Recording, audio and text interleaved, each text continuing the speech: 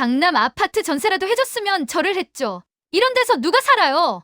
며느리가 핸드폰에서 눈도 떼지 않고 내뱉은 그 말에 저는 손에 들고 있던 국자를 놓칠 뻔했습니다. 1시간 반 동안 땀을 흘리며 차린 밥상 위로 차가운 공기가 내려앉았고 30년을 허리가 굽도록 모은 10억으로 마련해준 아파트를 며느리는 이런 데라고 불렀어요. 강남이었으면 절을 했을 거라면서요. 그 한마디에 제 안에 남아있던 마지막 정이 산산조각 났습니다. 싸가지도 염치도 없는 며느리 눈에서 피눈물 나게 해줄 겁니다. 제 이야기 한번 들어보실래요? 사연 시작하기 전에 구독과 좋아요 꼭 눌러주세요. 그리고 어디에서 듣고 계신지 남겨주세요. 여러분의 하루에 행복이 가득하시길 빌어드리겠습니다. 한여름 열기가 채 가시지 않은 저녁 7시 김영희의 등줄기를 타고 흘러내린 땀이 앞치마 허리춤에 번지고 있었는데요. 좁은 부엌 안에서는 소고기 장조림이 보글보글 끓는 소리와 잡채용 당면이 물을 머금으며 불어가는 소리, 그리고 김치전 반죽이 들기름 위에서 치직거리며 익어가는 소리가 한꺼번에 뒤섞여 마치 작은 전쟁터를 방불케 했습니다. 영희는 오른손으로 장조림 냄비 뚜껑을 들어간을 보면서 왼손으로는 김치전을 뒤집고 있었고 시금치 무침은 이미 참기름까지 둘러 접시 위에 가지런히 올라가 있었는데요. 1시간 반 넘게 쉬지 않고 부엌에 서 있다 보니 발바닥이 얼얼하게 저려오는 걸 느끼면서도 멈출 수가 없었습니다. 이마에 송글송글 맺힌 땀방울을 손등으로 훔치다가 장조림 국물이 손가락 끝에 튀어 따끔했지만 영희는 이 정도쯤이야 하는 표정으로 후하고 불어넘기며 다시 불 앞으로 돌아섰거든요. 부엌에서 데이고 베이는 일은 30년 동안 셀 수도 없이 겪어온 일상이었으니까요. 그 시간 동안 며느리 박지연은 거실 소파에 비스듬히 몸을 기대고 누워 핸드폰 화면을 손가락으로 느릿느릿 넘기고 있었는데요. 부엌에서 기름이 튀는 소리가 나든 냄비가 끓어 넘치든 고개 한번 돌리지 않았고 가끔 짧게 웃음을 흘리는 것으로 보아 누군가와 메시지를 주고받는 중이었습니다. 영희는 그 모습을 곁눈으로 힐끗 보았지만 아무 말도 하지 않았는데요. 원래 그랬으니까요. 처음 이 집에 왔을 때부터 지연이 부엌에 들어온 적은 단 한 번도 없었고 영희는 그것을 섭섭하다고 느끼기보다는 그냥 자기가 하면 되는 일이라고 여기며 혼자 삼켜왔던 겁니다. 마지막으로 장조림 국물을 한 숟갈 떠서 맛을 보고 고개를 끄덕인 영희가 반찬 그릇 4개를 양손에 나누어 들고 식탁으로 가져와 하나하나 정가락에 놓았는데요. 밥상 위에 가지런히 늘어선 반찬들은 색깔도 맛도 정성도 어느 하나 빠지지 않는 그야말로 30년을 부엌에서 보낸 사람만이 차릴 수 있는 상이었습니다. 영희가 앞치마를 풀어 개키며 환한 얼굴로 거실을 향해 말했습니다. 다 됐어요. 어서 와서 먹어요. 지연이 소파에서 천천히 몸을 일으켜 식탁 앞에 앉았는데요. 젓가락을 들기는커녕 반찬 하나하나를 위에서 아래로 훑어보더니 코끝으로 가볍게 바람을 내뱉었습니다. 그 짧은 콧바람 하나에 영희의 손이 무의식적으로 멈췄거든요. 오랜 세월 사람의 눈치를 보며 살아온 사람은 상대의 숨소리 하나만으로도 분위기를 읽어내는 법이니까요. 지연이 젓가락 대신 핸드폰을 식탁 위에 탁 내려놓으며 입을 열었습니다. 요즘 누가 이런 올드한 반찬을 먹어요. 그 한마디가 부엌과 거실 사이의 공기를 차갑게 갈랐고 영희의 오른손에 들려있던 국자가 미끄러지듯 아래로 흘러내리려는 것을 간신히 움켜쥐었습니다. 1시간 반 동안 흘린 땀, 기름에 데일 뻔한 손등, 저려오는 발바닥, 그 모든 것이 고작 한 문장의 송두리째 부정당하는 순간이었는데요.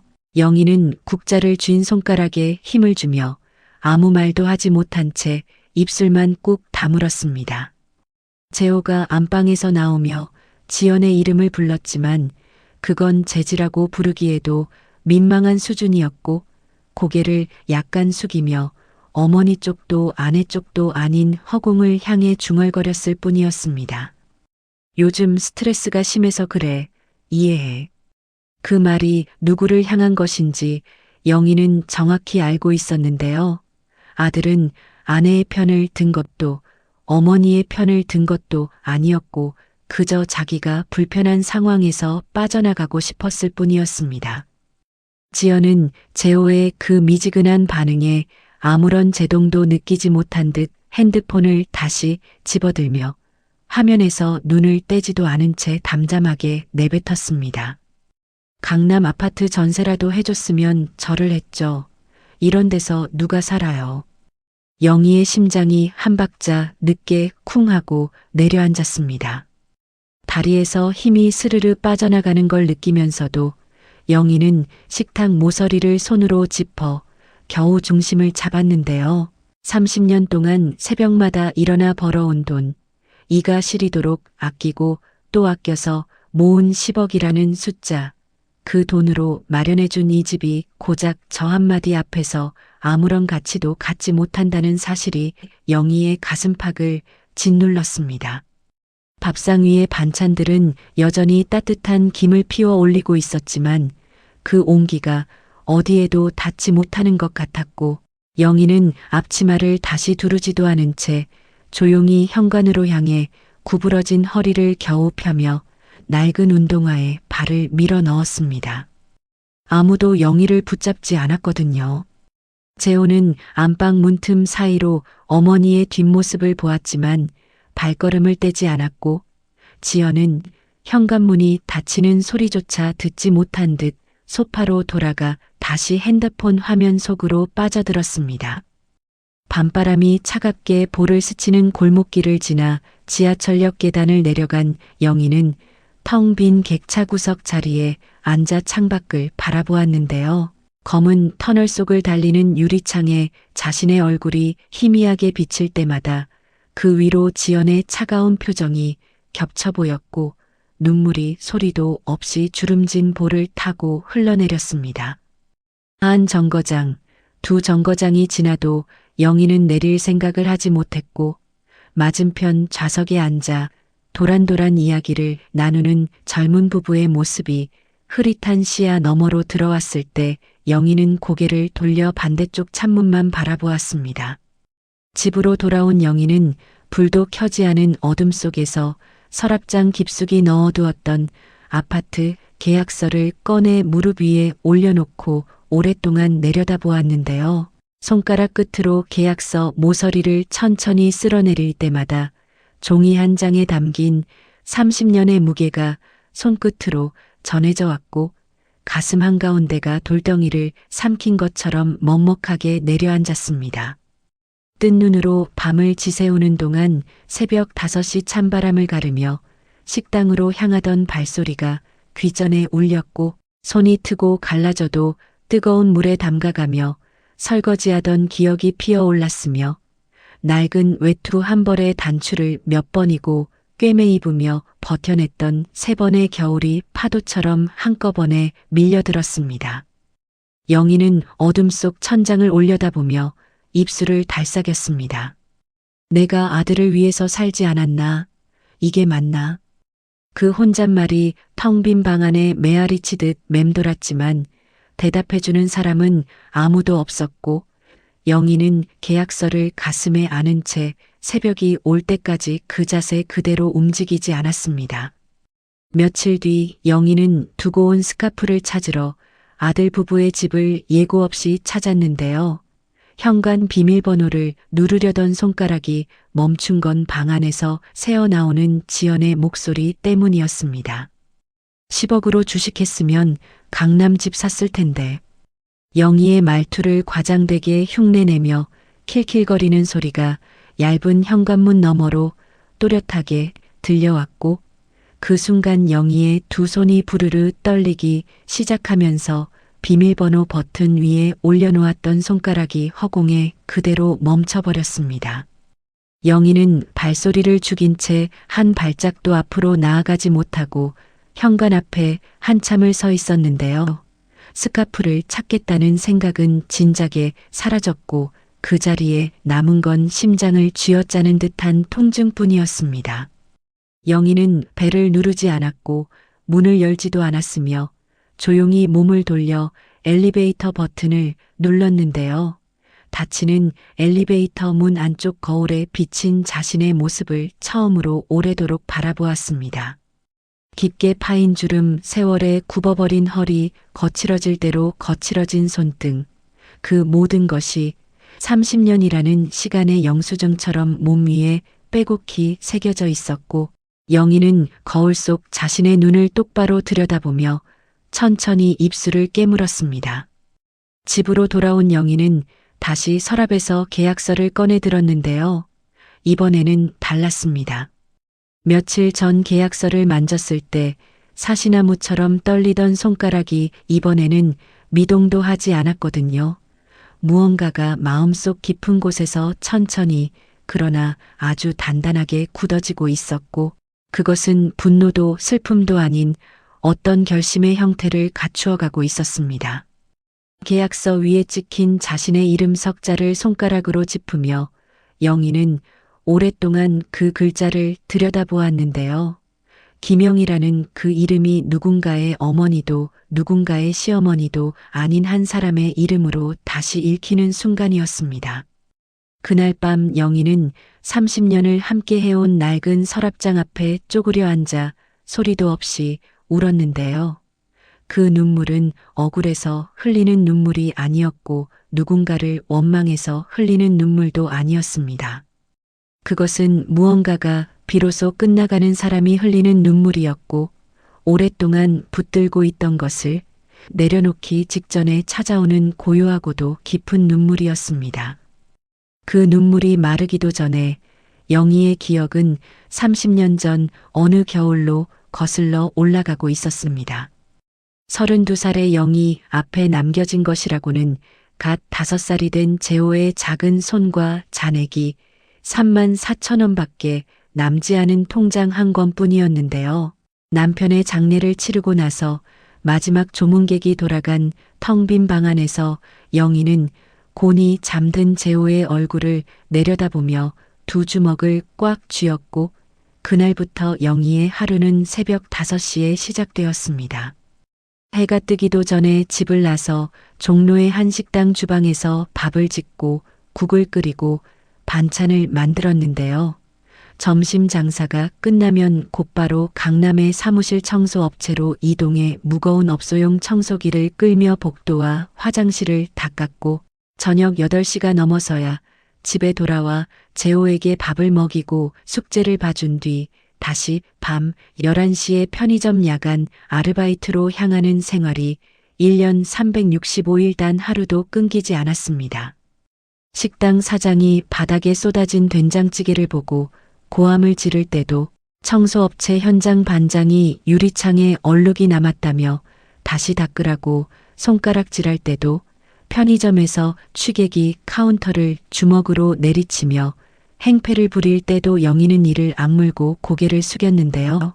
그때마다 떠오르는 건 잠든 재호의 볼에 남아있던 밥풀 한 톨이었고 그 작은 얼굴 하나가 영희의 무릎에서 힘이 빠지지 않게 붙잡아주는 유일한 줄이었습니다.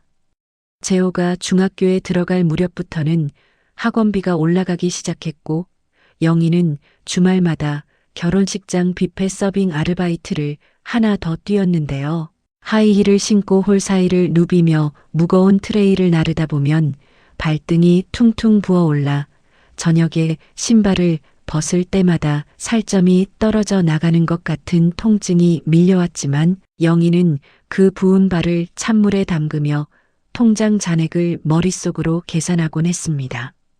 고등학교 3년 동안 재호의 급식비와 교복비와 참고서 값을 한 번도 밀린 적 없이 챙기면서도 영희 자신은 점심을 거르기 일쑤였고 식당에서 남은 밥을 한 덩이 주먹밥으로 뭉쳐 앞치마 주머니에 넣어두었다가 버스 안에서 몰래 꺼내 먹는 날이 허다했거든요.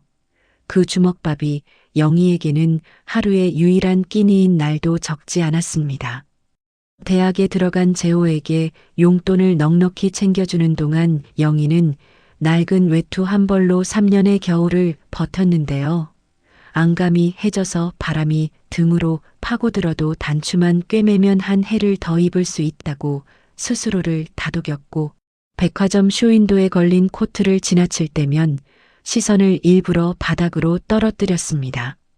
그렇게 악착같이 모으고 또 모아서 통장에 10자리 숫자가 찍히던 날, 영희는 은행 의자에 앉아 잔액 확인 용지를 한참 동안 내려다보다가 소리도 없이 눈물을 쏟았는데요. 그 눈물이 멈추고 나서야 비로소 혼자 피식 웃으며 중얼거렸습니다. 이제 됐다. 서울 외곽의 신축 아파트 분양 사무실에서 계약서에 도장을 찍고 나온 영희가 처음으로 빈 거실의 마룻바닥 위에 서서 넓은 창밖을 바라보았을 때 가슴 안쪽에서 뜨거운 것이 치밀어 올라왔는데요. 30년 동안 누군가에게 기대본 적 없이 오로지 두 손과 두 발로 일궈낸 이 공간이 눈앞에 펼쳐지는 순간 영희의 턱이 바르르 떨렸고, 빈 거실에 영희의 들숨과 날숨만이 조용히 울렸습니다. 재호의 결혼식 날 예식장 입구에서 처음 마주한 지연은 세련된 원피스에 높은 구두를 신고 있었고, 도자기처럼 하얀 피부와 또렷한 이목구비가 눈에 들어왔는데요. 영희가 반갑게 두 손을 내밀었을 때 지연은 가볍게 고개만 숙였을 뿐 손을 잡지 않았고, 그 옆에 나란히 선 사돈 가족들의 시선이 영희의 낡은 핸드백과 구겨진 구두 위에 머무르는 것을 영희는 놓치지 않았습니다. 결혼 후 첫 방문날 신혼집 현관문을 열고 들어간 영희가 가장 먼저 본 것은 싱크대에 산더미처럼 쌓인 설거지와 텅 빈 냉장고였는데요. 영희는 아무 말 없이 앞치마를 꺼내 두르고 장을 보러 나갔다가 양손 가득 장바구니를 들고 돌아와 묵묵히 부엌에 섰고, 지연은 거실에서 텔레비전을 보며 단 한 번도 부엌 쪽을 돌아보지 않았습니다. 추석이 코앞으로 다가왔을 때 영희는 며칠 전부터 송편 재료를 준비해 두었는데요. 쌀가루를 반죽하고 깨와 꿀을 섞어 소를 만들어 놓은 그 아침에 지연에게서 전화가 걸려왔습니다. 어차피 송편 안 먹으니까 준비 안 하셔도 돼요. 저희 해외여행 갑니다. 전화가 끊어진 뒤 영희는 이미 반죽해 놓은 송편 재료를 한참 동안 내려다보았고, 하얗게 부풀어 오른 쌀가루 반죽 위로 물방울이 하나 떨어졌지만 영희는 얼른 손등으로 눈가를 훔치며 고개를 저었습니다. 추석 당일 영희는 혼자 라면 하나를 끓여 부엌 식탁에 앉았는데요. 옆집에서 새어나오는 웃음소리와 도란도란 이야기하는 가족들의 목소리가 얇은 벽을 타고 들려올 때마다 젓가락을 든 손이 멈추었고, 라면 국물이 식어갈수록 가슴 위로 텅 빈 무게가 고스란히 내려앉았습니다. 그의 겨울 과로와 스트레스가 한꺼번에 터지듯 영희를 덮쳤는데요. 새벽 출근길에 갑자기 숨이 막히며 의식을 잃고 쓰러진 영희를 지나가던 행인이 발견해 구급차에 실었고, 급성 폐렴 진단을 받은 영희는 일주일간 병원 침대에 누워 있어야 했습니다. 영희가 떨리는 손으로 재호에게 전화를 걸어 입원 사실을 알렸을 때 재호는 잠시 침묵하더니 조심스럽게 말했습니다. 엄마, 지연이가 요즘 컨디션이 안 좋아서 제가 자리를 비우기가 좀 그래. 영희는 전화기를 귀에 댄 채 한참을 아무 말도 하지 못했고, 이윽고 그래, 알았다라는 짧은 대답만 남기고 전화를 끊었는데요. 병실 천장을 올려다보는 영희의 눈가에 물기가 고였지만 그것을 닦아줄 손은 어디에도 없었습니다. 일주일 동안 재호는 단 한 번도 병문안을 오지 않았고, 퇴원하던 날 영희가 혼자 짐을 챙겨 택시를 타고 집 앞에 도착했을 때 현관문 앞에 놓여있던 건 과일 바구니 하나와 엄마 몸조리 잘하세요라고 적힌 짧은 메모뿐이었습니다. 영희는 그 메모를 집어들고 한참을 내려다보았는데요. 손에 든 종이 쪽지 한 장이 일주일간의 외로움보다 더 무겁게 느껴졌고 현관 앞에 선 채로 한동안 발걸음을 떼지 못했습니다. 몸이 채 회복되기도 전에 결혼 전 약속했던 매달 50만 원 생활비를 조심스럽게 꺼냈을 때 전화기 너머로 지연의 목소리가 칼날처럼 날아들었습니다. 강남 가려면 돈 모아야 하는데 왜 드려요? 연금 나오잖아요. 전화가 끊긴 뒤 영희는 수화기를 내려놓고 한참을 가만히 앉아 있었고 수척해진 얼굴을 걱정하며 찾아온 이웃 김 여사가 무슨 일이냐고 물었을 때도 영희는 끝내 며느리 이야기를 꺼내지 못한 채 괜찮다는 말만 되풀이했습니다. 그냥 환절기라 그런가 봐요. 신경 쓰지 마세요. 애써 웃어 보이는 영희의 입꼬리가 미세하게 떨리고 있었지만 김 여사는 그것을 알아채지 못했고 영희는 문을 닫자마자 웃음기를 거두고 긴 한숨을 내쉬었습니다.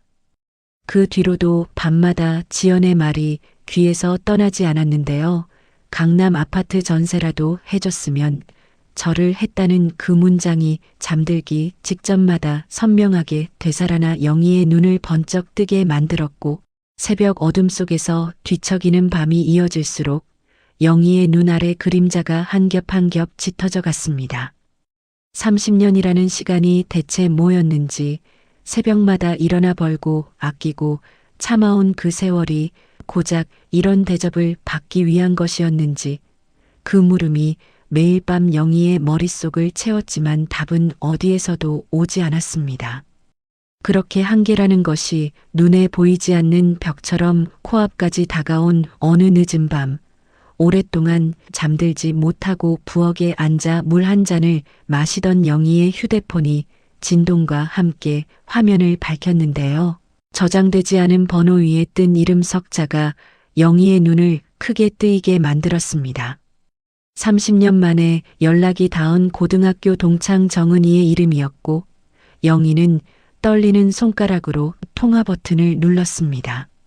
전화 너머로 들려온 은희의 목소리는 30년이라는 세월이 무색할 만큼 또렷하고 힘이 넘쳤는데요. 영희야, 나 은희야, 기억나지라는 한마디에 영희는 부엌 의자에 앉은 채 한동안 아무 말도 하지 못했고 입술만 달싹이다가 겨우 은희야라는 두 글자를 내뱉는 순간 목이 메어 그 뒤의 말이 이어지지 않았습니다.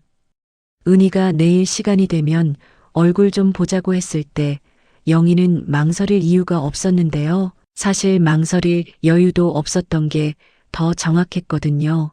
30년 동안 속마음을 터놓을 사람이 단 한 명도 없었던 영희에게 은희의 전화는 캄캄한 방 안에 누군가 불을 켜준 것과 다르지 않았습니다.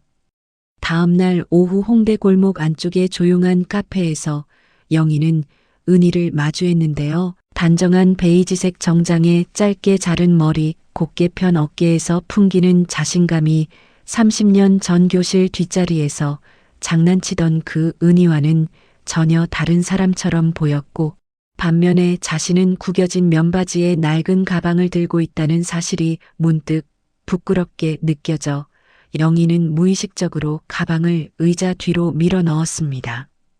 은희는 영희를 보자마자 두 팔을 벌려 안았고 그 품이 따뜻해서였는지 아니면 30년 만에 누군가가 자기를 안아준다는 사실 때문이었는지 영희의 눈가가 순식간에 뜨거워졌는데요. 자리에 앉아 커피를 한 모금 마시기도 전에 영희는 제 방이 무너지듯 말문이 터져버렸습니다.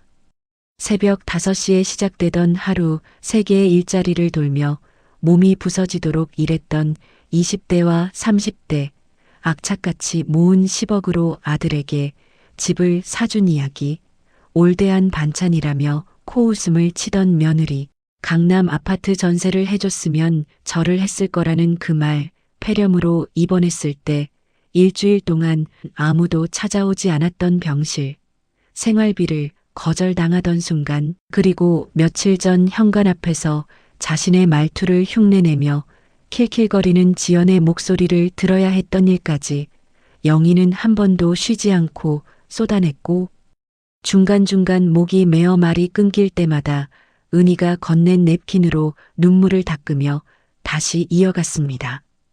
은희는 영희의 이야기가 끝날 때까지 단 한마디도 끼어들지 않았는데요. 커피잔을 감싼 손가락에 힘이 들어가 손등에 핏줄이 도드라질 만큼 은희도 속으로 무언가를 꾹꾹 누르고 있었고, 영희의 마지막 문장이 끝나자 은희는 커피잔을 내려놓고 영희의 손을 두 손으로 덥석 잡았습니다. 은희가 영희의 거칠어진 손등을 내려다보며 천천히 입을 열었습니다. 영희야, 너는 내 인생이 없었구나. 30년을 통째로 바쳤는데 내 이름으로 산 날이 하루도 없었던 거잖아. 그 말이 영희의 가슴 한복판에 못처럼 박혔는데요. 지금까지 누구도 영희에게 그런 말을 해준 적이 없었거든요. 힘들지 않냐고 묻는 사람은 있었지만 내 인생이 없었다고 전면으로 짚어준 사람은 은희가 처음이었고, 그 한마디가 영희의 속에서 오랫동안 잠들어 있던 무언가를 흔들어 깨우기 시작했습니다. 은희는 감정에 젖은 목소리를 가다듬고 자세를 고쳐 앉으며 말했습니다. 그 아파트 내 명의잖아. 나 부동산 쪽으로 좀 아는데 지금 그 단지 1년 만에 2억이 올랐어. 지금 팔면 12억은 받을 수 있어. 영희는 그 숫자를 듣는 순간 눈이 커졌는데요. 12억이라는 금액이 놀라워서가 아니라 자기 명의의 아파트를 자기가 팔 수 있다는 그 너무나 당연한 사실을 한 번도 생각해 본 적이 없었다는 것이 영희 스스로도 믿기지 않았던 겁니다. 30년 동안 모든 것을 아들을 위해 결정하고 아들을 위해 움직이고 아들을 위해 참아왔기 때문에 자기 명의의 재산을 자기 의지로 처분한다는 발상 자체가 영희의 사전에는 존재하지 않았거든요. 그런데 은희의 말을 듣는 순간 오랫동안 꺼져 있던 스위치 하나가 찰칵하고 켜지는 것 같은 느낌이 가슴 안쪽에서 퍼져나갔습니다. 카페를 나서며 은희가 영희의 어깨를 감싸 안고 말했습니다. 이제라도 늦지 않았어. 너를 위한 삶을 살아야 해. 영희는 고개를 끄덕이면서도 입 밖으로는 아무 대답을 하지 못했는데요. 말로 대답하기에는 가슴속에서 올라오는 것들이 너무 많아서 고개를 끄덕이는 것이 그 순간 영희가 할 수 있는 전부였습니다. 집으로 돌아온 영희는 그날 밤 한숨도 자지 못했고 이불 속에서 뒤척이다가 일어나 앉기를 반복하며 머릿속으로 하나의 생각만을 끊임없이 굴렸는데요. 팔아야 하나 말아야 하나가 아니라 팔고 나면 재혼은 어떻게 되는가라는 질문이 영희의 발목을 붙잡았고 어머니라는 이름이 다리에 감긴 쇠사슬처럼 한 발짝도 앞으로 나아가지 못하게 만들었습니다. 새벽 3시 잠을 포기한 영희는 화장실로 가서 세수를 하고 거울 앞에 섰는데요. 형광등 아래 드러난 자신의 얼굴에서 깊게 파인 주름과 푹 꺼진 눈자위와 허옇게 센 머리카락이 한꺼번에 눈에 들어왔고 영희는 그 얼굴을 피하지 않고 똑바로 들여다보았습니다. 거울 속의 그 여자는 30년 동안 자기 자신을 한 번도 들여다본 적이 없는 사람의 얼굴이었고 영희는 거울에 비친 자기 눈을 오래도록 마주보다가 천천히 고개를 끄덕였는데요. 그 고개짓이 누구에게 하는 것인지는 영희 자신만이 알고 있었습니다. 다음 날 새벽 6시 영희는 옷장을 열고 가장 깔끔한 옷을 골라 입었는데요. 30년 동안 자기를 위해 옷을 차려입어본 기억이 없었기에 블라우스 단추를 잠그는 손가락이 어색하게 떨렸지만 거울 앞에서 옷매무새를 고치는 영희의 눈빛에는 전날까지와는 전혀 다른 단호함이 서려 있었습니다.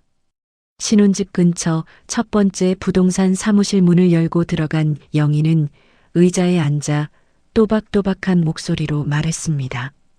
이 아파트 금매로 내놓으려고요. 아들 부부한테는 절대 알리지 마세요. 중개사가 고개를 갸웃하며 사정을 물었지만 영희는 더 이상의 설명 없이 계약서만 내밀었고 그 사무실을 나와 두 번째, 세 번째, 네 번째, 다섯 번째 부동산까지 차례로 돌며 같은 말을 반복했는데요.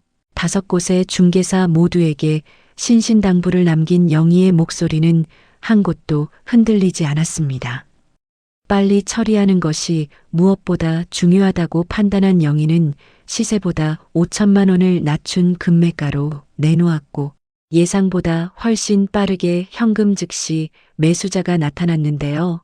부동산 사무실 테이블 위에 펼쳐진 매매 계약서 앞에서 영희는 도장을 꺼내 들었고 도장을 쥔 오른손이 미세하게 떨리는 것을 왼손으로 감싸 잡아 고정한 뒤 붉은 인주 위에 천천히 도장을 찍었습니다.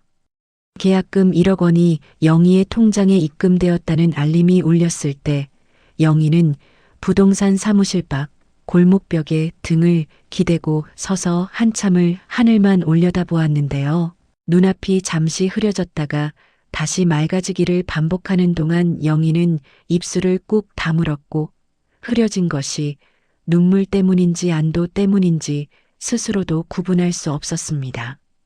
집으로 돌아온 영희는 식탁에 앉아 휴대폰을 꺼내 들었고 떨리는 손가락으로 재호에게 보낼 문자를 한 글자 한 글자 정성스럽게 눌러 썼는데요.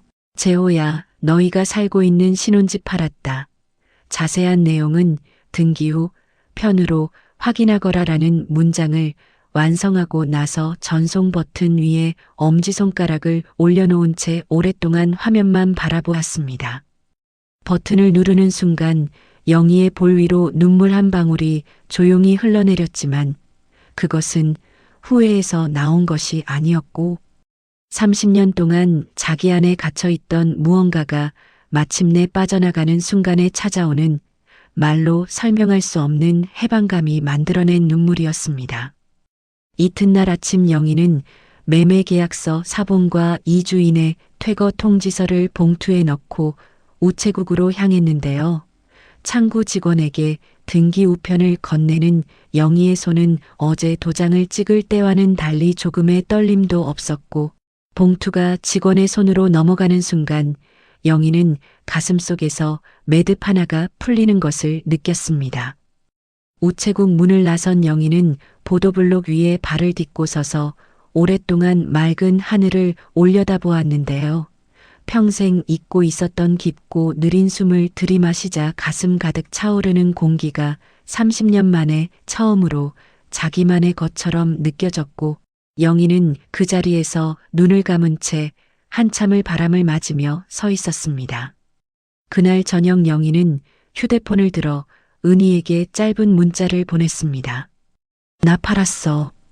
몇 초 뒤 화면에 뜬 은희의 답장은 단 한 줄이었고 잘했어. 이제 진짜 시작이야 라는 그 문장을 읽는 영희의 입꼬리가 천천히 올라갔습니다. 영희는 휴대폰을 식탁 위에 내려놓고 창밖을 바라보았는데요. 어둠 속에 희미하게 빛나는 가로등 불빛이 오늘따라 유난히 따뜻하게 보였고 영희는 그 빛을 바라보며 소리 없이 오래도록 미소를 지었습니다. 영희가 보낸 문자를 확인한 지연은 소파에 반쯤 누운 자세 그대로 핸드폰 화면을 한 번 더 훑어보더니 콧바람을 내뱉으며 화면을 꺼버렸는데요. 재호가 옆에서 불안한 얼굴로 이거 진짜 아니야 라고 물었을 때 지연은 쿠션을 끌어안으며 고개를 저었습니다. 어머니가 협박하는 거겠지. 설마 진짜로 팔았겠어. 그럴 사람이 아니잖아. 지연의 목소리에는 한치의 흔들림도 없었고 30년 동안 아들을 위해서라면 무엇이든 참아온 시어머니가 정말로 아들 부부가 사는 집을 팔아버렸을 리 없다는 확신이 그 목소리에 단단하게 깔려 있었는데요. 지연은 영희를 그런 사람으로 판단하고 있었던 겁니다. 무슨 일이 있어도 결국은 물러나는 사람, 화가 나도 끝내는 참는 사람, 아들 앞에서는 절대 칼을 빼지 못하는 사람이라고요. 재호도 지연의 말에 반쯤은 수긍했는데요.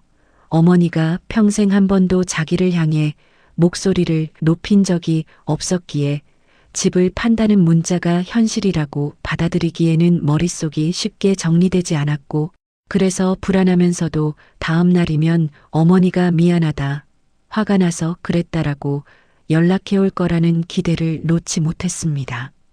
그러나 다음 날 아침 현관 초인종이 울렸고 지연이 맨발로 나가 문을 열었을 때 배달원이 건넨 것은 등기 우편 봉투 한 통이었는데요. 아무 생각 없이 봉투를 뜯어 서류를 꺼내 읽어내려가던 지연의 얼굴에서 혈색이 한 줄 한 줄 빠져나가기 시작했습니다. 매매 계약서 사본에 찍힌 영희의 도장, 매수인의 이름, 매매 대금, 그리고 마지막 장에 적힌 2주 이내 퇴거라는 네 글자가 지연의 눈에 들어오는 순간 손에 든 서류가 바스락거리며 흔들렸고, 다리에서 힘이 빠진 지연은 현관 앞 그 자리에 주저앉으며 서류를 바닥에 떨어뜨렸습니다. 재호가 달려와 바닥에 흩어진 서류를 주워 읽는 동안 지연은 주저앉은 채로 벽에 등을 기대고 멍하니 허공을 바라보았는데요. 입술이 파르르 떨리고 있었지만 소리는 나오지 않았고, 믿을 수 없다는 표정과 믿어야 한다는 현실 사이에서 지연의 얼굴이 일그러졌습니다. 재호가 부들부들 떨리는 손으로 영희에게 전화를 걸었지만 신호음만 길게 반복될 뿐 연결되지 않았는데요. 2번, 3번, 10번, 20번이 넘도록 같은 신호음만 돌아왔고 문자를 보내도 읽음 표시조차 뜨지 않았습니다. 영희는 이미 아들 부부의 번호를 전부 차단해 놓은 상태였거든요. 전화도 문자도 어떤 연락수단으로도 닿을 수 없게 만들어 놓은 그 침묵이 어떤 고함보다 더 단호하게 영희의 의지를 전달하고 있었고, 재호는 21번째 통화 시도가 끊어지는 순간 휴대폰을 쥔 손을 무릎 위에 떨어뜨리며 고개를 숙였습니다. 지연이 바닥에서 겨우 몸을 일으켜 소파에 앉았지만 평소와 달리 핸드폰을 만지지도 않았고 두 손을 무릎 위에 포갠 채 시선을 바닥에 고정한 자세로 한참을 움직이지 않았는데요. 거실에 흐르는 정적이 두 사람 사이를 무겁게 눌렀고 서로 눈을 마주치지 못하는 시간이 몇 분이고 계속되었습니다. 잔금일이 다가오자 상황은 더욱 급박하게 돌아갔는데요.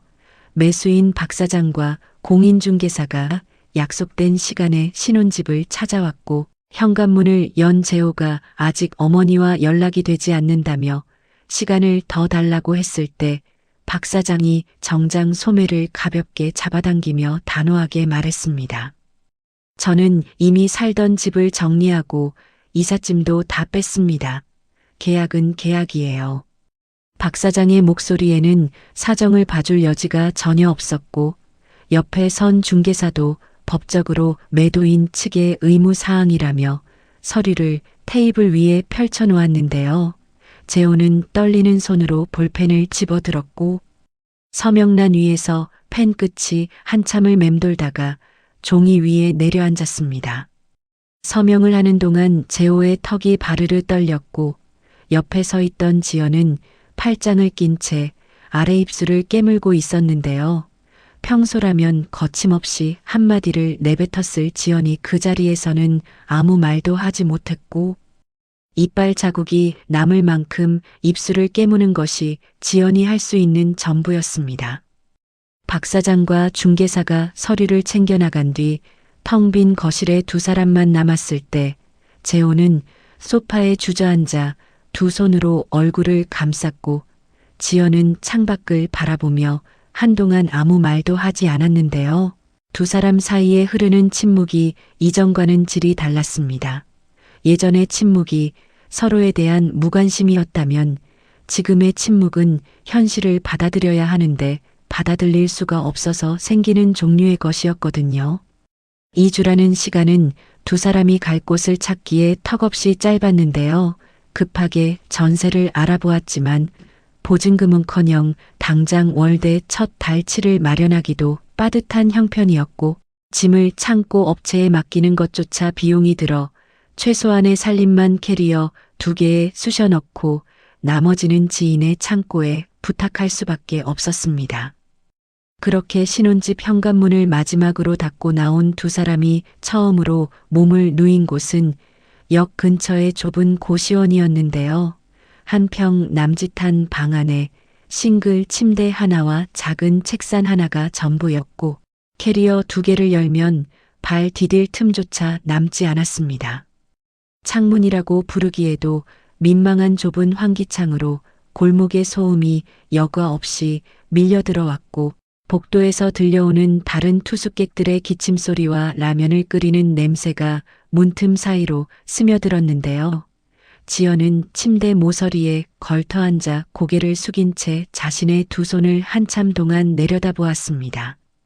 매일 아침 지연은 좁은 세면대 거울 앞에서 구겨진 블라우스를 다림이 없이 손으로 펴가며 화장을 고쳐 출근했고 재호는 건설 현장 일용직 전화를 기다리며 고시원 로비에서 서성거렸는데요. 하루하루가 지날수록 두 사람의 얼굴에서 생기가 빠져나갔고 서로를 향한 말투도 날카로워지기 시작했습니다. 어느 날 밤 고시원 방에서 지연이 먼저 입을 열었습니다. 이게 다 당신 엄마 때문이잖아. 당신이 중간에서 좀 잘했으면 이렇게까지 됐겠어. 재호가 침대에서 벌떡 몸을 일으키며 지연을 향해 손가락을 세웠는데요. 그 손끝이 미세하게 떨리고 있었지만 목소리만은 지금껏 한 번도 내본 적 없는 날카로움을 담고 있었습니다. 강남 아파트 해줬으면 절을 했을 거라고 한 게 누군데 그 말을 내 어머니한테 했으니까 이 꼴이 된 거잖아. 지연은 그 말에 아무런 반박도 하지 못했는데요. 입을 열려다가 다시 다물기를 몇 차례 반복하더니 고개를 돌려 벽을 바라보았고 좁은 방 안에 두 사람의 거친 숨소리만 가득 찼습니다. 고시원 생활이 계속되면서 잠을 제대로 자지 못한 지연은 출근길마다 눈 밑에 짙은 그림자를 달고 다녔고 업무 능률이 눈에 띄게 떨어지자 팀장의 호출이 잦아졌는데요. 결국 한 달이 채 되지 않아 지연은 인사팀으로부터 하고 통보를 받았고 고시원 방으로 돌아온 지연은 구두를 신은 채로 침대에 쓰러져 천장만 바라보았습니다. 재호 혼자 두 사람의 생활비를 벌어야 하는 처지가 되었고 새벽부터 건설 현장에서 벽돌과 시멘트 포대를 나르다가 저녁에는 대리운전 콜을 잡으러 나가는 생활이 시작되었는데요.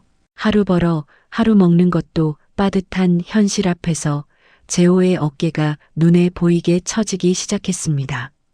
밤늦게 대리운전을 마치고 돌아온 재호가 고시원 문을 열었을 때 지연이 좁은 창문에 이마를 기대고 어둠 속을 바라보고 있었는데요. 재호가 침대에 걸터 앉아 작업복 먼지를 털고 있을 때 지연이 창문에서 눈을 떼지 않은 채 작게 중얼거렸습니다. 내가 잘못했나? 재호는 그 말을 분명히 들었지만 아무 대답도 하지 못했는데요. 그렇다고 말하기에는 자기 자신도 잘못이 없지 않았고 아니라고 말하기에는 지금 두 사람이 처한 현실이 너무나 또렷했기 때문이었습니다. 그날 밤 재호는 좁은 침대에 누워 천장을 바라보다가 어머니의 손을 처음으로 선명하게 떠올렸는데요. 굵어진 손마디, 갈라진 손등, 새벽마다 뜨거운 물에 담그며 설거지를 하던 그 손이 눈앞에 생생하게 그려지자 코끝이 시큰해지며 눈두덩이 뜨겁게 달아올랐고 재호는 이불을 턱까지 끌어올려 얼굴을 덮었습니다. 형광등 불빛 아래 책상 위에 놓인 컵라면 두 개가 식어가고 있었고 재호도 지연도 아무 말 없이 각자의 자리에 앉아 있었는데요. 젓가락을 들지도 않은 채 두 사람 사이에 흐르는 침묵 속에서 무언가가 조용히 그러나 돌이킬 수 없이 무너지고 있었습니다. 고시원 생활이 두 달째에 접어든 어느 아침이었는데요. 지연이 세면대 앞에서 세수를 하다가 갑자기 두 다리에 힘이 풀리며 그 자리에 쓰러졌고 재호가 달려왔을 때 지연은 이미 의식을 잃은 채 차가운 바닥에 옆으로 누워 있었습니다. 재호가 지연을 등에 업고 고시원 계단을 뛰어내려가 택시를 잡아탄 뒤 가장 가까운 응급실에 도착하기까지 걸린 시간은 채 20분이 되지 않았지만 그 20분 동안 재호의 등에서 지연의 숨소리가 점점 얕아지는 것을 느끼며 재호는 태어나서 처음으로 누군가를 잃을 수도 있다는 공포에 온몸이 얼어붙었는데요. 응급실 자동문이 열리는 순간 재호의 목소리는 거의 비명에 가까웠습니다. 의료진이 지연을 처치하는 동안 복도 의자에 주저앉은 재호는 손이 떨려 휴대폰을 제대로 쥘 수가 없었고 그 떨리는 손가락으로 영희의 번호를 눌렀는데요. 차단이 되어 있다는 것을 알면서도 혹시나 하는 마음에 전화를 건 것이었습니다. 그런데 신호음이 울렸거든요. 한 번, 두 번, 세 번, 영희가 차단을 풀었는지 아니면 착오가 있었는지 알 수 없었지만 분명히 연결음이 이어졌고 네 번째 신호음이 끝나고 영희의 목소리가 수화기 너머로 들려오는 순간 재호는 숨을 크게 들이마셨습니다. 그런데 그 순간 재호의 귀에 영희의 목소리 뒤로 깔리는 또 다른 소리가 잡혔는데요. 분명히 지연의 목소리였고 오늘 회식 있잖아라는 말이 또렷하게 들려왔습니다. 재호의 표정이 얼어붙었는데요. 그것은 지연이 해고되기 전 재호 몰래 녹음해둔 음성 메시지를 영희가 재생하고 있었던 것인지 아니면 이전에 지연이 영희에게 전화했을 때 배경에 남아있던 소리인지 알 수 없었지만 영희의 귀에는 그 목소리가 여전히 생생하게 닿았던 겁니다. 영희는 한마디도 하지 않았고 수화기 너머로 짧은 숨소리만 전해지다가 전화가 뚝 끊어졌습니다. 재호는 꺼진 화면을 한참 들여다보다가 휴대폰을 무릎 위에 내려놓았고 복도 형광등 아래에서 두 손으로 머리를 감싸쥔 채 한동안 고개를 들지 못했습니다. 몇 시간 뒤 담당 전문의가 재호를 면담실로 불렀는데요. 흰 가운을 입은 중년의 의사가 검사 결과지를 테이블 위에 펼치며 담담하지만 무게 있는 목소리로 말했습니다. 중증 근무력증입니다. 희귀 난치병이고요. 연간 최소 5천만 원의 치료비가 필요합니다. 재호는 그 말을 듣는 순간 의자 등받이에 등이 탁 붙었고 입이 벌어졌지만 소리가 나오지 않았는데요. 5천만 원이라는 숫자가 머릿속에서 맴돌수록 지금 통장에 남아있는 잔액과 그 숫자 사이의 거리가 까마득하게 느껴졌고 눈앞이 어두워지며 의사의 목소리가 점점 멀어지는 것 같았습니다. 면담실을 나온 재호는 복도 끝 비상계단에 걸터 앉아 한참을 멍하니 앉아 있다가 다시 영희에게 전화를 걸었는데요. 이번에도 연결은 되었지만 영희는 재호가 입을 열기도 전에 먼저 말했습니다. 내가 아파서 입원했을 때 한 번도 오지 않았던 거 기억하니? 그 한마디가 수화기를 통해 재호의 귓속으로 파고들었고 재호는 아무런 대꾸도 하지 못한 채 입술만 달싹이다가 전화가 끊어지는 소리를 들었는데요.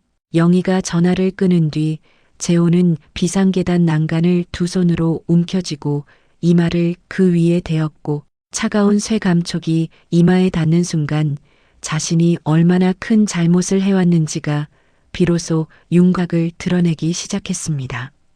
그날 밤 재호는 병실에 누워있는 지연의 창백한 얼굴을 한참 동안 내려다보았고 이불 밖으로 나와있는 지연의 손이 평소보다 한없이 작고 여려 보였는데요. 재호는 그 손을 두 손으로 감싸주며 속으로 다짐했습니다. 이제부터는 어머니에게 기대는 것을 완전히 포기하겠다고, 자기 힘으로 해내겠다고요. 다음 날 새벽부터 재호는 움직이기 시작했는데요. 오전에는 건설 현장에서 철근과 시멘트 포대를 나르고 오후에는 이삿짐 센터에서 냉장고와 세탁기를 끌어올리며 밤에는 대리운전 콜을 받아 서울 시내를 종횡무진 누비는 생활이 시작되었고 하루 수면 시간이 3시간을 넘기는 날이 거의 없었습니다.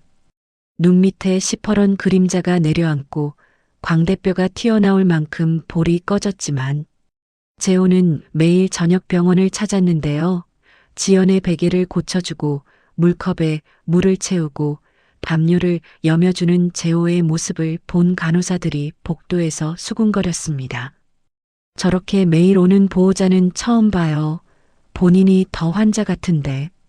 재호는 그 말을 복도에서 스쳐 지나가며 들었지만 아무런 반응도 하지 않았고 그저 지연의 병실 문을 열고 들어가 의자에 앉아 지연이 잠든 얼굴을 바라보는 것으로 하루를 마감했습니다.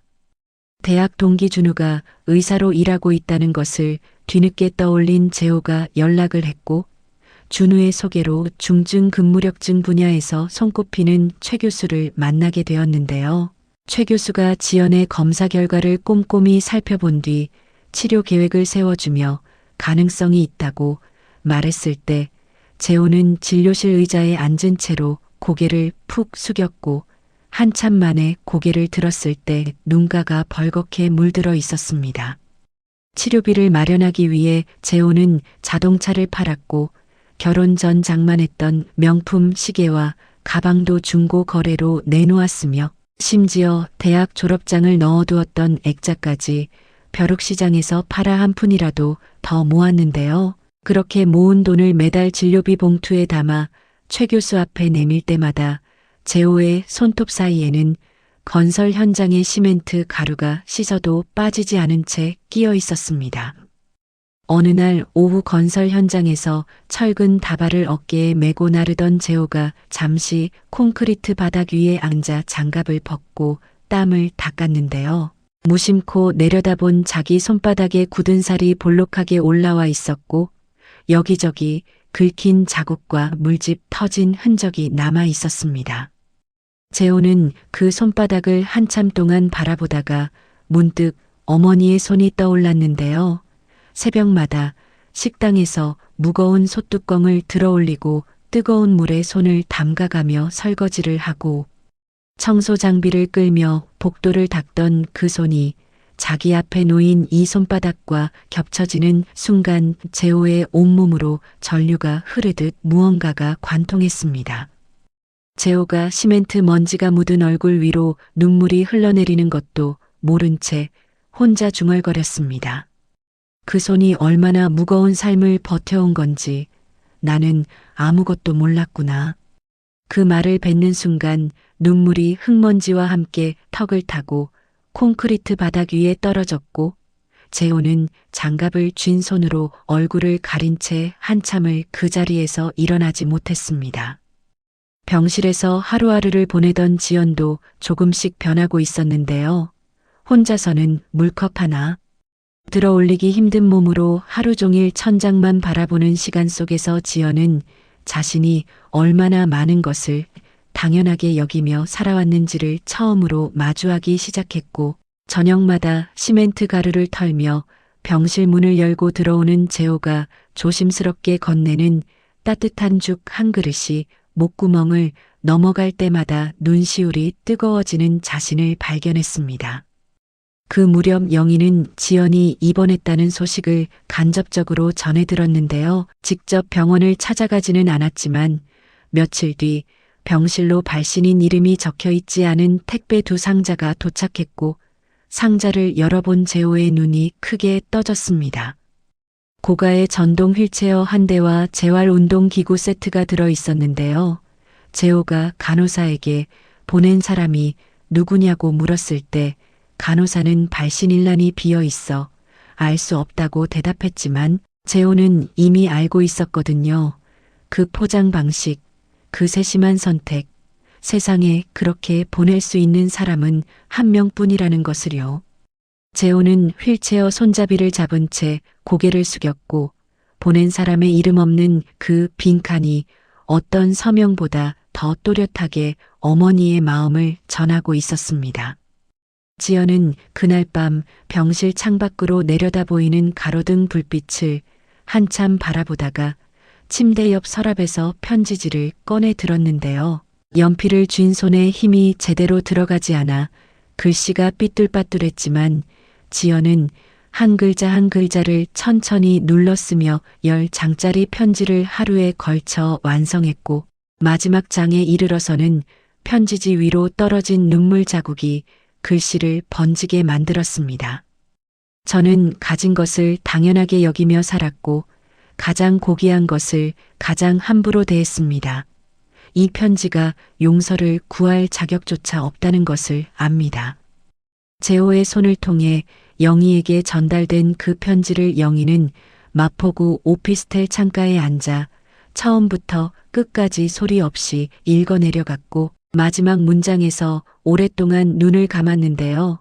감은 눈 사이로 빠져나온 물기가 볼 위를 타고 흘러내렸지만 영희는 그것을 닦지 않았습니다.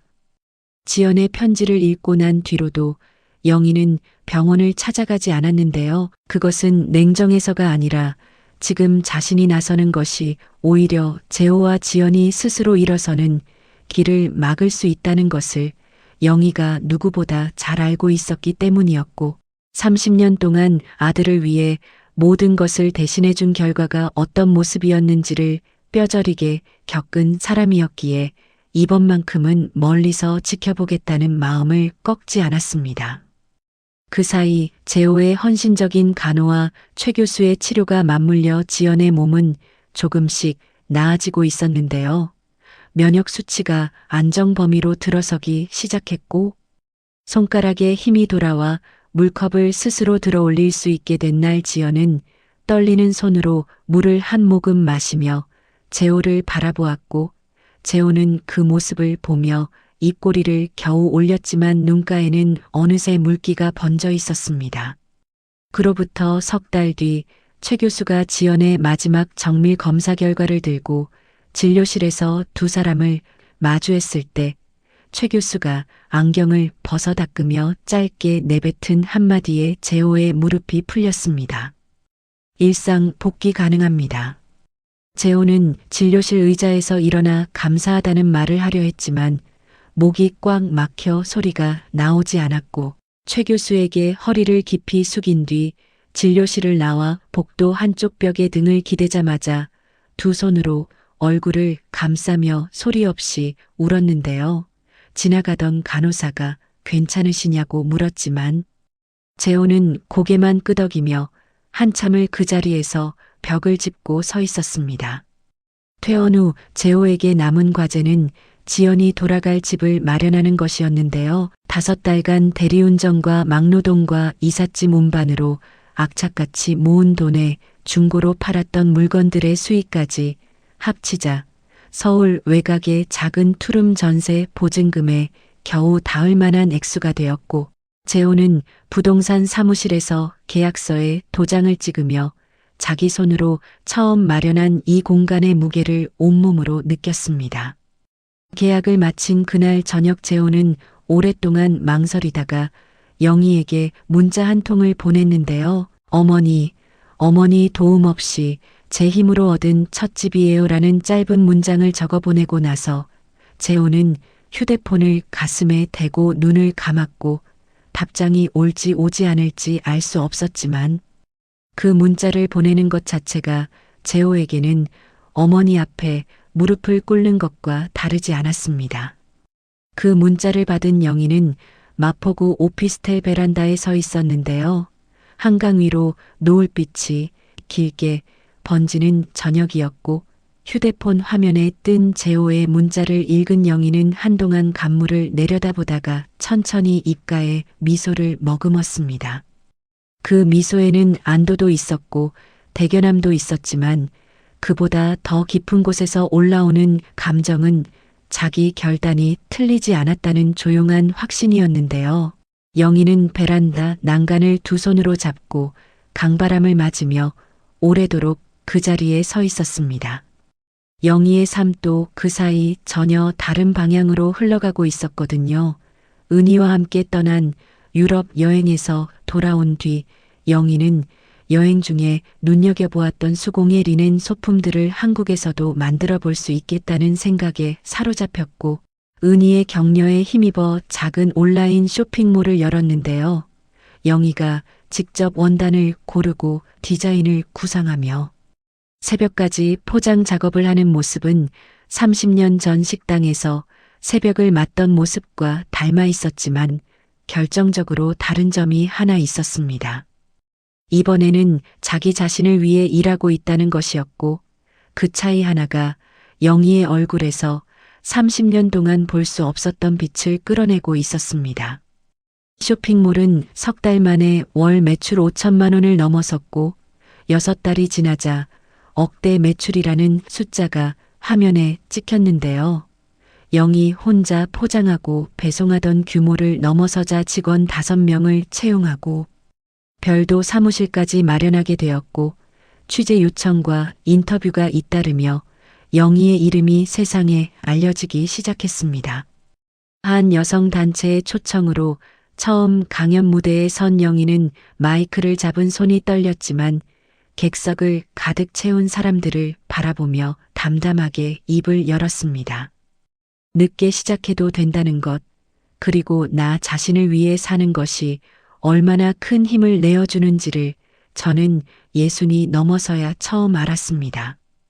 객석 여기저기서 눈물을 훔치는 손이 보였고 강연이 끝난 뒤 줄을 서서 영희의 손을 잡으며 고맙다는 말을 전하는 사람들이 이어졌는데요. 영희는 한 사람 한 사람의 손을 놓지 않고 꼭 잡아주었고 그때마다 자기 손에 굵어진 마디가 부끄러운 것이 아니라 오히려 훈장처럼 느껴지는 것을 깨달았습니다. 한부모 가정을 돕는 재단에 1억 원을 기부한 소식이 지역신문에 실렸고 대학과 여성단체에서 강연 요청이 전국 각지에서 밀려들었는데요. 영희는 어디를 가든 같은 메시지를 전했습니다. 자녀를 사랑하는 것과 의존하게 만드는 것은 다릅니다. 진짜 사랑은 놓아줄 수 있는 용기입니다. 강연장을 가득 메운 부모들이 고개를 끄덕이며 눈시울을 붉혔고 영희의 이야기는 강연장 밖으로 퍼져나가 SNS와 뉴스를 통해 수많은 사람들에게 닿았습니다. 자서전 늦었지만 빛나는 시작의 출간은 영희 자신도 예상하지 못한 일이었는데요. 출판사에서 먼저 연락을 해왔을 때 영희는 자기 이야기가 책이 될 만한 것인지 반신반의했지만 은희가 내 30년이 누군가에게는 등불이 될 수 있어라고 말했을 때 비로소 펜을 들었고 새벽마다 오피스텔 책상 앞에 앉아 한 줄 한 줄 써내려가는 동안 30년의 시간이 글자 위에 고스란히 내려앉았습니다. 출간 기념회에서 한 독자가 손을 들고 물었습니다. 집을 팔았을 때 후회하지 않으셨어요? 영희가 마이크를 잡고 환하게 웃으며 대답했습니다. 단 한 번도 후회한 적 없습니다. 그 목소리에는 한치의 망설임도 없었고 객석에서 박수가 터져 나왔는데요. 영희는 박수 소리를 들으며 무대 위에서 깊이 허리를 숙여 인사했고 고개를 들었을 때 객석 맨 뒷줄에서 은희가 두 팔을 높이 들어 박수를 치고 있는 모습이 눈에 들어와 영희의 눈가가 촉촉해졌습니다. 그 즈음 영희의 일상은 그 어느 때보다 충만하게 채워져 있었는데요. 아침에는 한강을 따라 산책하며 하루를 열었고 오후에는 사무실에서 직원들과 회의를 하며 새로운 상품을 기획했으며 저녁에는 한부모 재단 봉사활동에 참여하거나 강연 원고를 다듬는 시간으로 채웠습니다. 60을 넘긴 나이에도 영희의 하루는 빈틈없이 빼곡했는데요. 재미있는 것은 그 하루가 여전히 새벽 5시에 시작된다는 점이었고 30년 전에도 영희의 아침은 5시에 열렸지만 그때는 식당으로 향하는 무거운 발걸음이었던 반면 지금은 한강 산책로를 걷는 가벼운 발걸음이었으며 같은 시간이 돼 전혀 다른 무게를 가진 새벽이 영희의 매일을 열고 있었습니다. 어느 저녁 거래처 미팅을 마치고 오피스텔로 돌아가던 길에 영희가 차 안에서 신호를 기다리고 있었는데요. 창밖으로 익숙한 편의점 간판이 눈에 들어왔고 그 편의점 문을 나서는 두 사람의 모습이 백미러에 비쳤습니다. 컵라면 봉지를 든 재호와 그 옆에서 고개를 숙이고 걷는 지연이었는데요. 두 사람 모두 수척해져 있었고 재호의 작업복에는 시멘트 가루가 묻어 있었으며 고시원 방향으로 걸어가는 두 사람의 뒷모습이 백미러 안에서 점점 작아졌습니다. 예전의 영희였다면 차에서 뛰어내려 두 사람에게 달려갔을 거였고 지갑을 열어 돈을 쥐어주고 따뜻한 밥을 사 먹이고 괜찮다고 등을 토닥여 주었겠지만 지금의 영희는 백미러 속 두 사람의 뒷모습을 잠시 바라보다가 시선을 거두고 냉정하게 시동을 걸었는데요. 핸들을 잡은 손에 힘이 들어갔지만 차는 고시원 방향이 아닌 오피스텔 방향으로 출발했습니다. 오피스텔에 도착한 영희는 소파에 앉아 은희에게 문자를 보냈고 마음이 아프긴 한데 후에는 안 되라는 짧은 문장이 화면 위에 떠올랐을 때 영희는 전송 버튼을 누르고 나서 한참을 창밖만 바라보았습니다. 잠시 뒤 은희에게서 답장이 왔는데요. 넌 충분히 잘하고 있어라는 한 줄이 화면에 뜨는 순간 영희는 입술을 꾹 다물며 고개를 끄덕였고 그 고개짓 하나에 오늘 하루 흔들렸던 마음이 다시 제자리를 찾는 것을 느꼈습니다. 영희는 베란다로 나가 한강 야경을 바라보며 와인병을 열었는데요. 생애 처음으로 자기 자신을 위해 따르는 와인이었고 잔에 담긴 붉은 빛이 야경의 불빛을 머금어 반짝이는 것을 한참 바라보다가 천천히 한 모금을 입에 머금었습니다. 그 한 모금이 목을 타고 내려가는 순간 영희는 지금껏 살아온 어떤 순간보다 이 순간이 달콤하다는 것을 온몸으로 느꼈고 누구를 위해서도 아닌 오롯이 자기 자신만을 위한 이 밤이 30년을 돌아서 비로소 도착한 영희의 자리였습니다. 벚꽃이 한창인 4월의 여의도 공원은 사람들로 가득했는데요. 영희는 한부모 재단 후원 행사에 참석하기 위해 공원 안쪽으로 걸어 들어가고 있었고 단정한 크림색 재킷에 낮은 굽의 구두를 신은 영희의 걸음걸이에는 1년 전과는 비교할 수 없을 만큼 여유로운 리듬이 실려 있었습니다. 후원 부스들이 늘어선 길을 따라 걷다가 한쪽 모퉁이에 차려진 작은 부스 앞에서 영희의 발걸음이 멈추었는데요. 희망의 손길이라고 적힌 현수막 아래에서 밝은 얼굴로 물건을 판매하고 있는 여자의 모습이 눈에 들어왔고 그 옆에서 택배 상자를 양팔로 안아 나르는 남자의 뒷모습이 보였습니다. 지연과 재호였거든요. 영희는 몇 발짝 떨어진 곳에서 걸음을 멈춘 채 두 사람을 바라보았는데요. 지연은 부스를 찾아오는 사람들에게 손수건과 팔찌를 건네며 환하게 웃고 있었고 재호는 땀이 밴 이마를 소매로 훔치며 무거운 상자를 부스 뒤쪽으로 옮기고 있었습니다. 고시원에서 컵라면을 들고 걸어가던 그 수척한 모습이 아니었거든요. 여전히 넉넉해 보이는 차림은 아니었지만 두 사람의 얼굴에는 백미러 속에서 보았던 그림자가 걷혀 있었고 특히 지연의 눈매에서는 예전에 한 번도 본 적 없는 따뜻한 빛이 흐르고 있었습니다.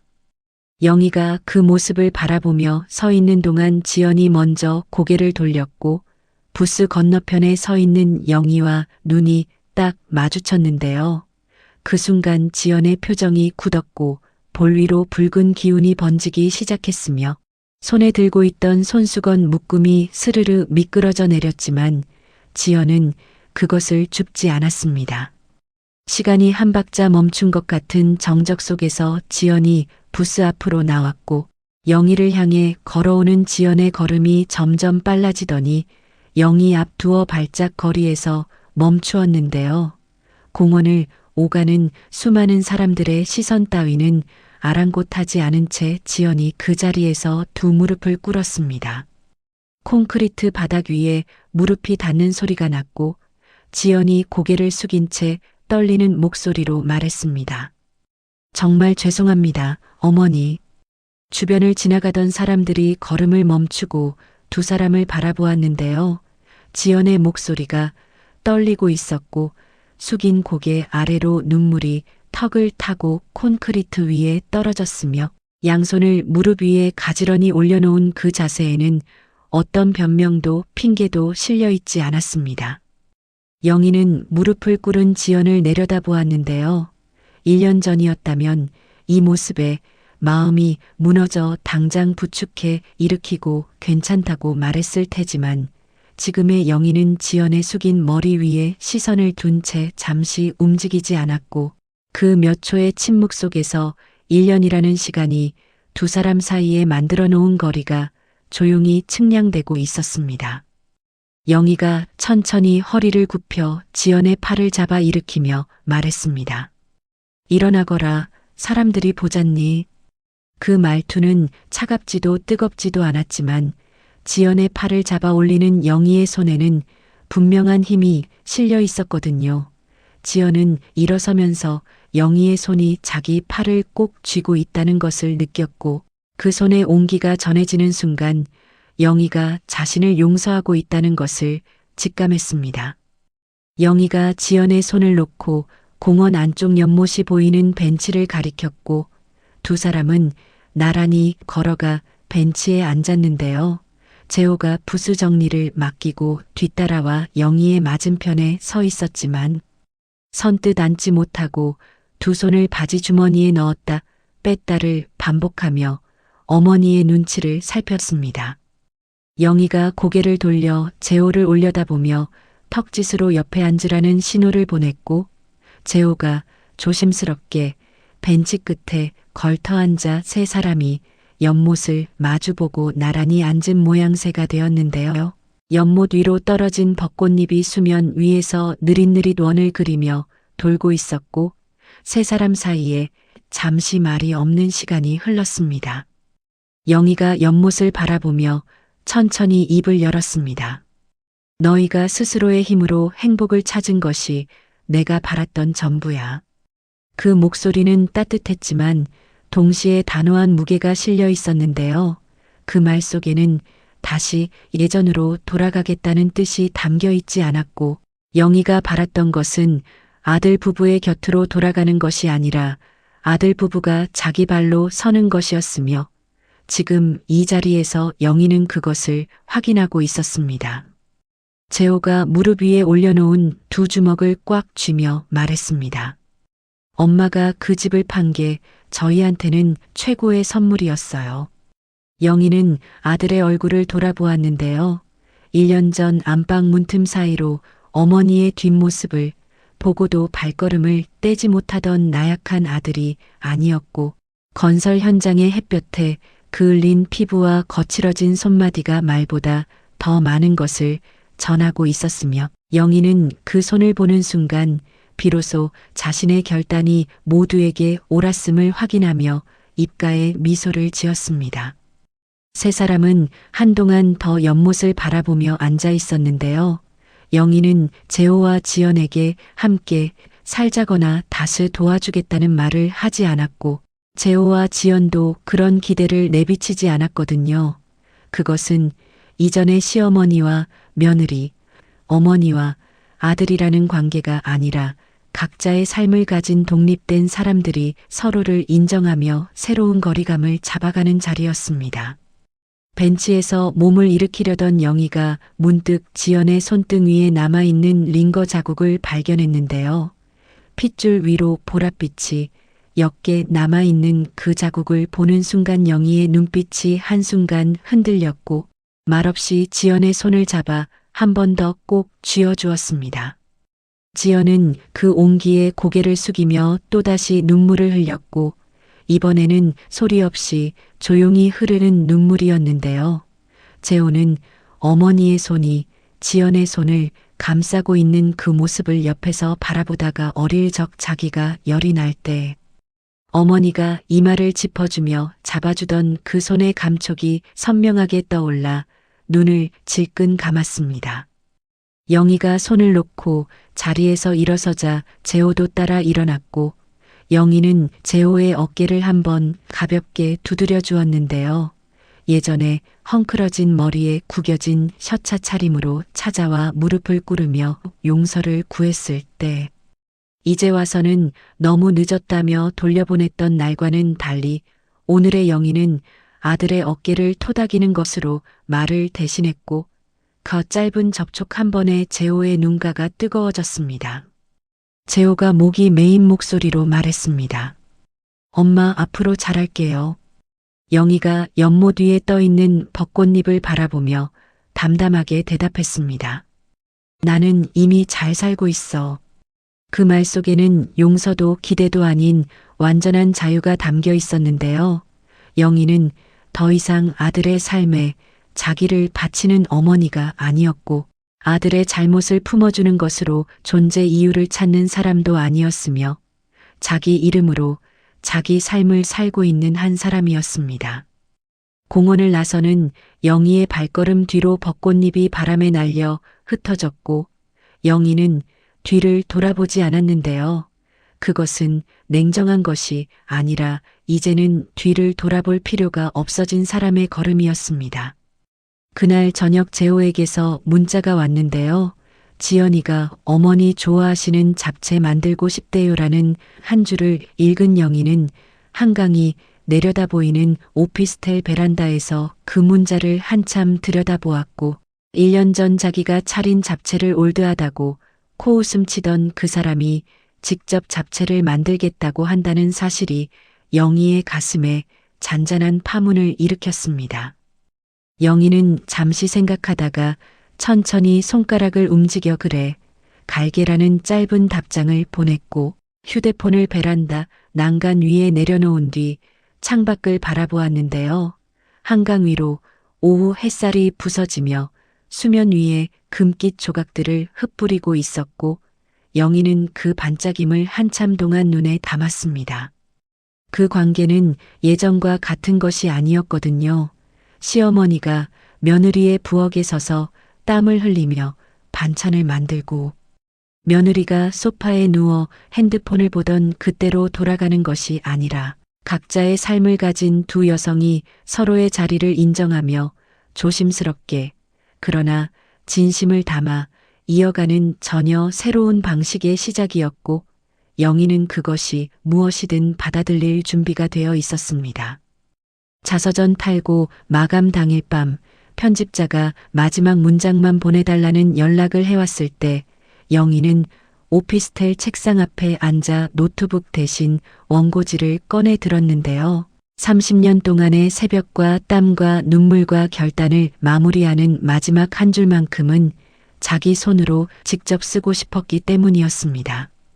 펜을 잡은 영희의 손이 원고지 위에 내려앉았고 한 획 한 획 또박또박 눌러 쓰는 동안 글자 위로 30년의 무게가 고스란히 내려앉았는데요. 마지막 마침표를 찍고 영희가 소리내어 읽은 그 문장은 나는 늦게 피었지만 가장 오래 빛날 것이다였고 자기 목소리로 그 말을 내뱉는 순간 가슴 안쪽에서 뜨거운 것이 차올라 영희는 펜을 내려놓고 한참을 천장을 올려다보았습니다. 원고지를 사진으로 찍어 편집자에게 전송한 뒤 영희는 은희에게 전화를 걸었고 수화기 너머로 은희의 밝은 목소리가 들려왔을 때 영희는 끝났어. 드디어 다 썼어라고 말했는데요. 그 짧은 한마디에 은희는 전화기 너머로 박수를 치며 축하해. 오늘 저녁에 내가 한턱 쏜다고 대답했습니다. 그날 저녁 압구정의 한 레스토랑 창가 자리에 마주 앉은 두 사람 앞으로 서울의 야경이 펼쳐져 있었는데요. 와인을 주문하고 잔이 채워지기를 기다리는 동안 은희가 영희의 얼굴을 한참 바라보다가 입을 열었습니다. 야, 너 1년 전이랑 완전히 다른 사람 같아. 눈빛이 달라졌어. 영희가 피식 웃으며 늙은 거 아니야라고 받아쳤고 두 사람이 동시에 웃음을 터뜨렸는데요. 그 웃음에는 30년의 공백을 뛰어넘어 다시 만난 두 친구만이 나눌 수 있는 편안함이 묻어 있었습니다. 소믈리에가 와인을 따르고 두 사람이 잔을 들었을 때 은희가 물었습니다. 가장 잘한 선택이 뭐였어? 영희가 와인 잔을 살짝 기울이며 창밖 야경을 바라보다가 돌아와 은희의 눈을 마주보며 대답했습니다. 그 집을 판 거요. 은희가 잔을 영희의 잔에 부딪히며 맞아 그게 전부의 시작이었지라고 말했고 유리잔이 부딪히는 맑은 소리가 레스토랑 안에 짧게 울렸는데요. 두 사람은 소리내어 웃으며 와인을 한 모금씩 마셨고 창밖으로 내려다 보이는 서울의 불빛이 그 어느 밤보다 가깝고 따뜻하게 느껴졌습니다. 자서전 늦었지만 빛나는 시작은 출간 첫 주에 온라인 서점 종합순위 상위권에 올랐고 입소문을 타며 판매 부수가 가파르게 올라갔는데요. 독자들이 보내오는 편지 중에서 가장 많이 반복되는 문장은 나도 이제 나를 위해 살겠습니다였고 영희는 그 편지들을 한 통도 빠짐없이 읽으며 답장을 보냈습니다. 라디오와 텔레비전 출연 요청이 잇따랐고 세대 간 소통과 독립적 노후라는 주제로 영희의 이야기가 방송을 탈 때마다 시청자 게시판에 수백 개의 댓글이 달렸는데요. 영희는 카메라 앞에서도 꾸밈없는 자기 말투 그대로 이야기했고 그 솔직함이 오히려 사람들의 마음을 더 깊이 파고들었습니다. 재호는 매년 영희의 생일이 돌아올 때마다 직접 화분에서 키운 카네이션을 잘라 손편지와 함께 택배로 보냈는데요. 꽃집에서 산 값비싼 꽃다발이 아니라 투룸 베란다의 작은 화분에서 물을 주고 해를 쬐어가며 직접 키운 꽃이었고 영희는 그 카네이션이 도착할 때마다 거실 창가에 소중히 놓아두고 아침마다 그 향을 맡으며 하루를 열었습니다. 올해도 어김없이 카네이션이 도착했는데요. 함께 들어있는 손편지의 글씨가 1년 전보다 훨씬 반듯해져 있었고 마지막 줄에 적힌 엄마 건강하세요라는 문장을 읽는 영희의 눈가에 잔잔한 물결이 일었지만 입꼬리는 부드럽게 올라가 있었습니다. 지연이 직접 만든 잡채를 상에 올린 날이 있었는데요. 투룸의 좁은 식탁 위에 잡채와 시금치 무침과 김치전이 놓여 있었고 영희는 자리에 앉아 젓가락을 들며 잡채를 한 젓가락 집어 입에 넣었습니다. 당면의 식감과 참기름 향이 혀 위에 퍼지는 순간 영희의 젓가락이 잠시 멈추었는데요. 그 맛이 30년 전 새벽에 식당 주방에서 몰래 만들어 재호의 도시락에 넣어주던 잡채와 닮아 있었기 때문이었고 영희는 천천히 씹으며 그 맛을 오래 머금었습니다. 지연이 건너편에서 영희의 반응을 살피며 긴장한 얼굴로 앉아 있었고 영희가 고개를 끄덕이며 잘 만들었네라고 짧게 말했을 때 지연의 굳어있던 어깨가 사르르 내려갔는데요. 재호는 두 사람 사이에 앉아 밥을 먹으면서 어머니의 젓가락이 잡채를 향하는 횟수를 세고 있었고 3번, 4번, 5번째에 이르자 재호의 입꼬리가 저도 모르게 올라갔습니다. 그날 밤 오피스텔로 돌아온 영희가 잠자리에 든 뒤 꿈속에서 오랫동안 보지 못했던 얼굴이 나타났는데요. 돌아가신 남편이 젊은 시절 모습 그대로 영희 앞에 서 있었고 환하게 웃으며 한마디를 건넸습니다. 우리 아들 이제 진짜 어른 됐네. 영희는 꿈속에서 말 대신 미소로 대답했고 남편의 얼굴이 천천히 흐려지며 사라질 때까지 그 미소를 거두지 않았는데요. 아침에 눈을 떴을 때 베개 위에 눈물 자국이 남아 있었지만 영희의 얼굴에는 꿈속에 그 미소가 여전히 머물러 있었습니다. 월 매출 3억 원의 사업가, 13세를 찍은 자서전의 작가, 전국을 누비는 강연자, 그리고 한부모 재단의 기부자로서 영희의 이름이 새겨진 공간들이 하나씩 늘어가고 있었는데요. 더 이상 누군가의 어머니라는 수식어가 아닌 김영희라는 세 글자 그 자체로 불리는 삶이 영희의 매일을 채우고 있었습니다.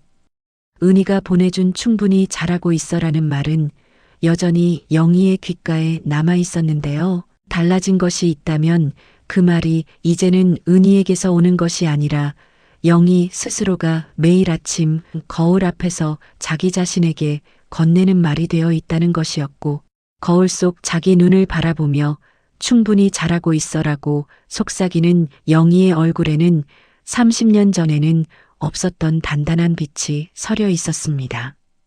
어느 봄 아침 영희는 한강 산책로의 벤치에 앉아 커피 한 잔을 손에 들고 강물을 바라보고 있었는데요.